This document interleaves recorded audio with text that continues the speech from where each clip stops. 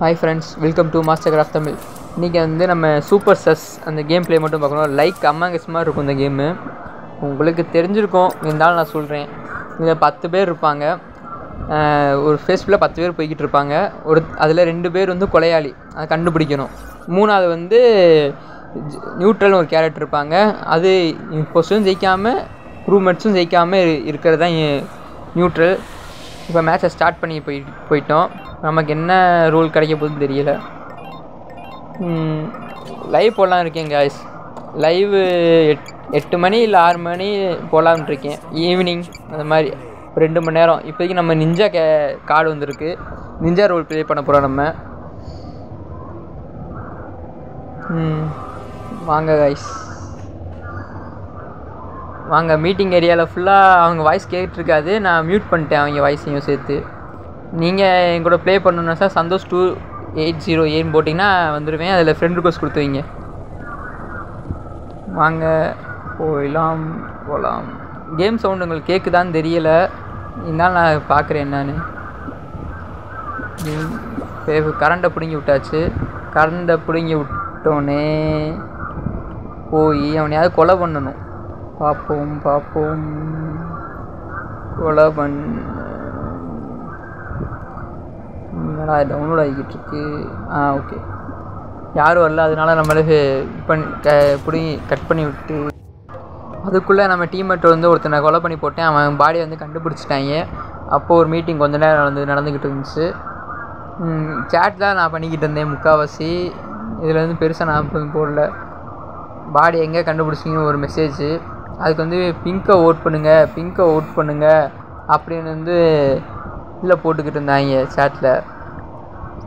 என்னாச்சு, பர்பிள் வந்து doctor, purple character வந்து நான் தான் டாக்டர் அப்படின்னு சேட்டில் சொல்லிட்டேன்.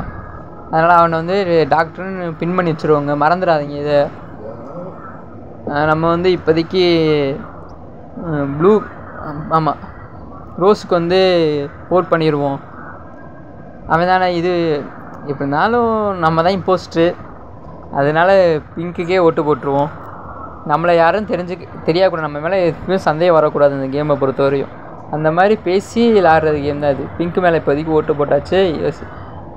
ஓட்டு அவன் தான் அதிகமாக வாங்கியிருக்கனால அவன் தான் வெளியே போகிறேன். நம்ம மேலே வந்து வெள்ளை கலர் ஒருத்தன் ஓட்டு போட்டிருக்கான்.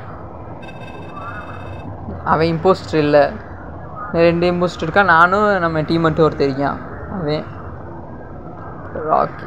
இப்போ வாங்க நம்ம போவோம். இப்போ போய் நம்ம டாஸ்க்கு பண்ணுற மாதிரியே நடிக்கணும். ஆனால் நமக்கு டாஸ்க் எதுவும் கிடையாது. கரண்ட்டை பிடிங்கலாம் எல்லா சில்மிஸ்லையும் இந்த கேமில் நம்ம பார்க்கலாம். வாங்க அப்படியே நம்ம மெடிக்கல் ரூம் போவோம். போய் ஒருத்தனை மார்க் பண்ணி, இது நிஞ்சா கேரக்டர் வந்து தூரமாக ஒருத்தரை மார்க் பண்ணிவிட்டு தூரமாக இருந்து பிளிங்க்கு அப்படின்னு கிளிக் பண்ணால் அங்கேருந்து நம்ம டக்குன்னு டெலிபோர்ட் ஆகி அவனை கிளிக் பண்ணிடுவோம்.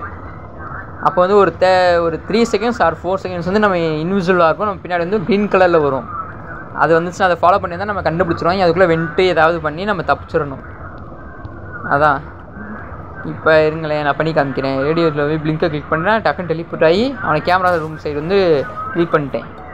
இப்போ பின்னாடி ரெட் கலரில் இருந்துச்சு பார்த்தீங்களா, அதான் வந்து காமிக்க. அதை ஃபாலோ பண்ணி தான் நம்ம மாட்டிக்கிறோம். அதுக்குள்ளே வென்ட் அடிச்சிடணும். இப்போதைக்கு வந்து இது கொடுத்துட்டாங்க, எமர்ஜென்சி மீட்டிங் கொடுத்தனால நம்ம அங்கே யாரும் இல்லை. அடுத்த அனௌன்ஸ்மெண்ட், பாடியை கண்டுபிடிச்சிருக்காங்க.